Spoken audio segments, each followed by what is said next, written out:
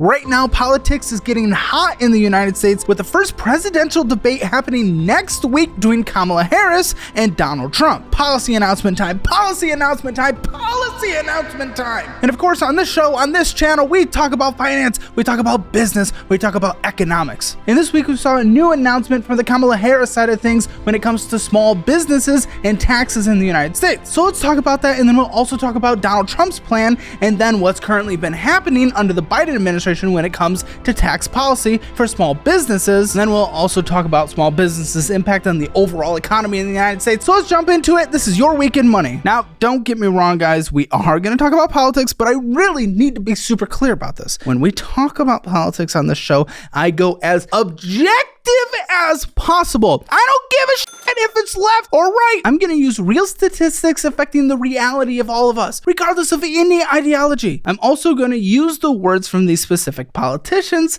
and what they intend to see from their policy goals. So when I talk about it, I'm not necessarily saying that they are correct in what they are saying. I just want to be as objective as possible using what they say and then talking about statistics around them. So what is the new proposal from Kamala Harris when it comes to small business taxes? Well, essentially, a $50,000 tax deduction for startup expenses. You see, Kamala Harris proposes increasing the current tax deduction for small business startup expenses from $5,000 to $50,000. And this deduction could be spread out over several years or delayed until the business turns a profit, providing flexibility for new businesses. But currently there are struggles in the IRS as they're having difficulties ensuring that small businesses' tax breaks reach the current recipients. And this issue was highlighted during the pandemic where fraudulent claims spiked immensely. Again, this is a presidential election year, and that means a lot of promises, little details, a lot of times not a lot of follow through on those promises. So the eligibility here is pretty unclear as the Harris campaign has not yet clarified which startups and small businesses will qualify for the proposed deduction. But overall, the goal is to produce more small businesses in the United States. And the target is 25 million new small businesses in just her first term if elected.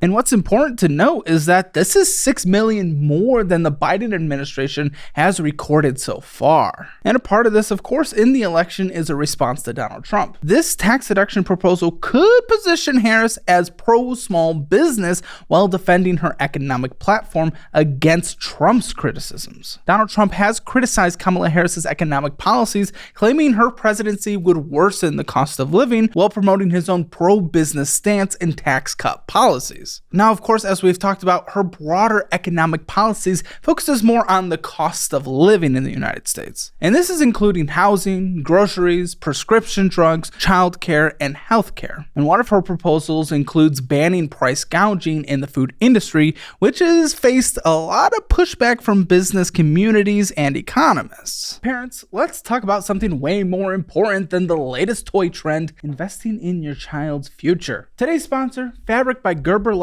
makes it super easy to do just that. With Fabric, you can open a kid's investment account that grows right alongside them. Imagine set up your child on a path to financial success from an early age and being able to use said funds for enrichment ranging from tuition to summer camps or even my favorite, buying music equipment. Compounding returns means even your small reoccurring contributions can turn into a significant nest egg over time. It's all online, and setting up an account could take you just 5 minutes with as little as $1 a day. Seriously, why waste money on taquitos when you can invest in your child's future instead? You can even share a unique gifting link with family and friends, replacing another batch of toys they don't need on birthdays and holidays with impactful contributions to their future instead. Then you can manage your child's account and monitor their investments right from your phone. And Fabric has no commission fees and a low flat monthly fee, so you know exactly what you're getting and can contribute those extra dollars you're not spending on those commission fees to your child's account. There are no contribution limits, and they are also SPIC insured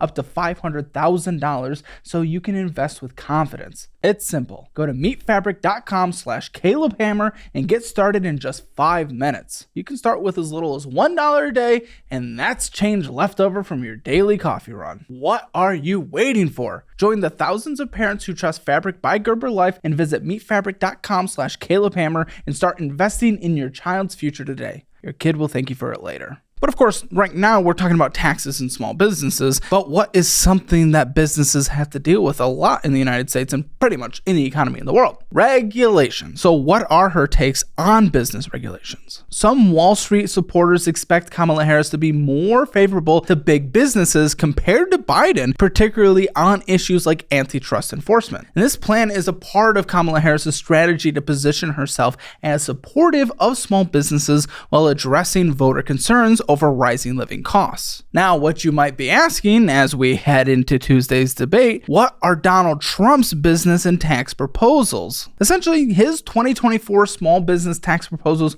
focus on extending and enhancing key provisions of the 2017 Tax Cuts and Jobs Act. And his approach aims to reduce corporate taxes and simplify regulations, generally benefiting larger companies, but also offering some advantages for small businesses. So here are the key components. Corporate tax reduction. Donald Trump plans to lower the corporate tax rate from 21%, which was set by the TCJA, to 15%, providing significant savings for businesses that operate as C corporations, which can include some small businesses. And this aims to increase cash flow and encourage investments. Maintaining the pass-through entity deduction. Small businesses structured as pass-through entities like S corporations, partnerships, and sole proprietorships would continue to benefit from the 20% deduction on their qualified business income, which effectively reduces their tax liability. Restoration of full expensing. Donald Trump's plan includes restoring 100% expensing for business investments in assets and equipment,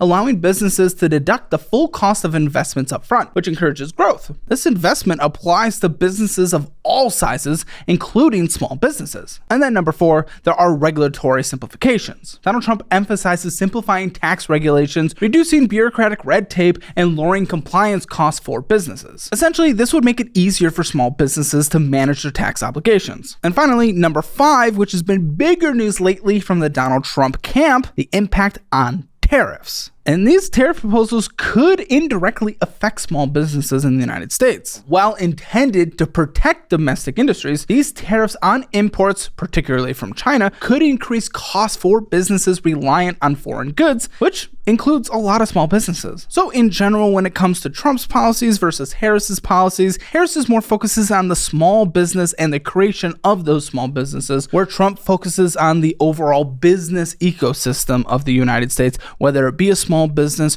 or a large business. But Kamala Harris is the vice president of current president Joe Biden. So what has Joe Biden's administration's policies been towards small businesses and taxes? His administration's small business tax policies have been focused on creating a, quote, fair tax system for Main Street businesses while targeting lower corporations and wealthy individuals for tax increases. Here are some key aspects of his administration's approach. Number 1, tax cuts on small businesses. Under his Build Back Better agenda, Biden aimed to give tax cuts to 3.9 million small business owners, especially those with children, through the expanded child tax credit. And this initiative provides up to $3,600 per child, benefiting millions of small business owners with families. Additionally, small business owners who buy health insurance through the Affordable Care Act marketplaces have benefited from tax credits at lower premiums. And these savings are expected to continue under Biden's policies, benefiting over 1.2 million small business owners. Number 2, avoiding tax hikes for small businesses. President Biden's proposed increase in the corporate tax rate to 28%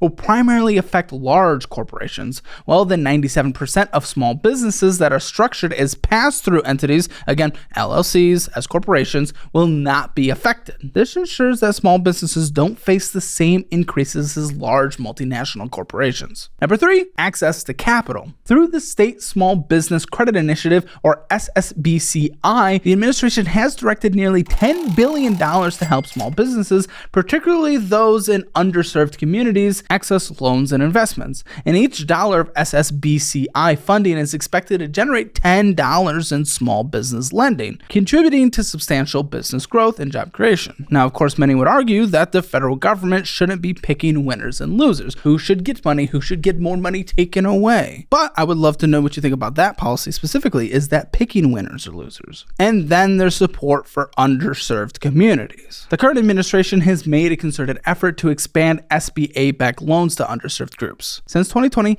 SBA loans to minority-owned, woman-owned, and veteran-owned small businesses have increased significantly, with minority lending groups from 23 to over 32% of SBA's portfolio. So again, overall, Donald Trump focuses on lifting up the entire business community, regardless of who's owning the business, or whether it's a big business, small business, or anywhere in between, where Biden's current administration is focused on increasing taxes for larger corporations and actually helping different communities, specifically on increasing small businesses. But why all this talk on small businesses? What is the impact really? Because it's just big corporations that lead the United States economy, right? As of 2024, small businesses continue to be a cornerstone of the United States economy, contributing significantly to job creation and economic growth. There are approximately 34.75 million small businesses in the United States, which makes up 99.9% of all U.S. firms. And this includes both employer and non-employer businesses, with non-employer firms accounting for 28.5 million of these small businesses. In fact, small businesses account for 46% of the United States private sector workforce,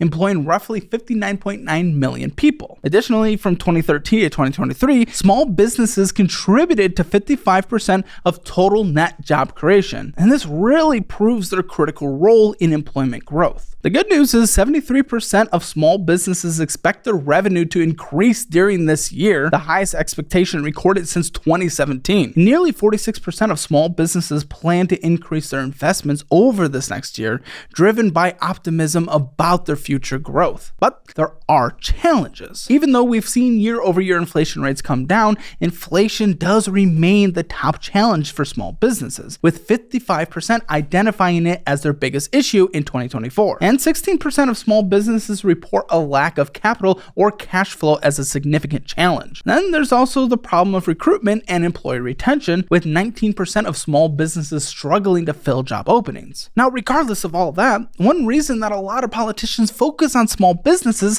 is that they generate about 43.5% of the U.S. gross domestic product, or GDP, which really showcases their importance in driving economic activity in this country. Really, these statistics highlight how small businesses are pivotal in maintaining economic stability and job creation in this country. In general, these policies from both camps aren't a big surprise. Both sides in their talk, we'll see about action, but both sides in general want to see small business job creation and startups being found in this country and innovation. That's what's so damn great about this country. I've been blessed enough here. Look at this little set. This is in my business here in Austin, Texas, and I get to employ about 10 people now. It's incredible. So I really hope that both parties stick to their commitment, stick to their talk, and really support small businesses and support the job creations around them. I want to give you free money right now. I've partnered with different resources that will literally give you hundreds of dollars the moment you sign up. Check out my investing app of choice, Moomoo, where they give you up to 15 free stocks and an 8.1% interest on your uninvested cash when you sign up with my link. Would you rather have a more traditional savings account? Check out where I keep my emergency fund, SoFi, where they'll give you 4.6% on your money and up to $300 when you sign up with my link. Would you rather have automated investing? Sign up for Acorns with my link below and get $20 right now instead of the usual $5 you get from your friend's referral. And you can also sign up for our investing program and get $100 in cash deposited into your Moomoo account. This is the best way to learn your investing profile and what strategies to use based on that. All of this free money is linked in the resources section of the description below. Don't pass up this free money or I'll punch you!